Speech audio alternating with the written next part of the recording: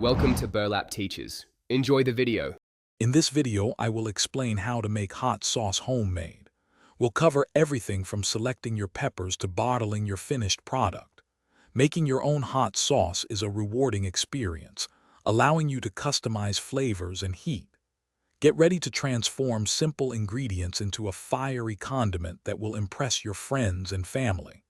Let's dive into the exciting world of homemade hot sauce. First, let's talk ingredients and preparation. Choose your favorite chili peppers. A mix often provides the best flavor. You'll also need some vinegar, water, and salt. Don't forget your aromatics, like a few cloves of garlic and a small onion, which add depth. Always remember to wear gloves when handling hot peppers to avoid skin irritation. Proper preparation sets the stage for a delicious sauce. Now for the cooking process. Start by sautéing your prepared peppers and aromatics in a pot until they are tender. Next, pour in your vinegar and water, bringing the mixture to a gentle simmer. Let it cook for about 20 minutes, allowing the flavors to meld.